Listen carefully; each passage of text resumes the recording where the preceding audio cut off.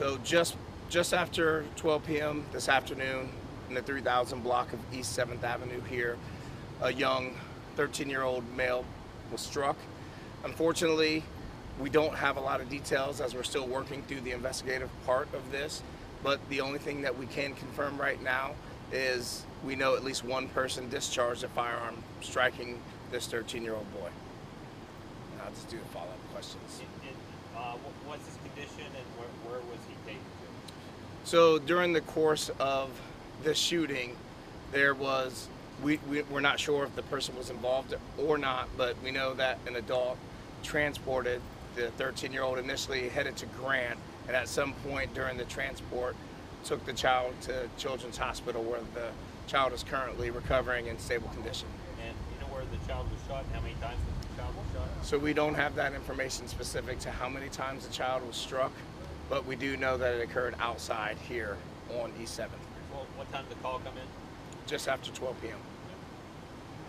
You see how many shots? We're unsure of that right now. Like I said, we're still processing the scene. But one thing I want to point out in these situations, like we always do with very violent situations specific to gunplay, it's broad daylight, a 13-year-old was struck. Thankfully, the child is going to be stable, non-life-threatening injuries, but this speaks to a larger problem with our gun violence. And in the daytime, we really need the community in situations like this. If you actually saw something, to say something, and you might think, well, this situation doesn't apply to me. But unfortunately, right now, we have a suspect on the loose who discharged a firearm in a neighborhood in broad daylight that struck a child. That person has the potential to go out and strike someone else. Is the suspect known to be, you know the age of the suspect? We don't have that information right now, but we're working through those details.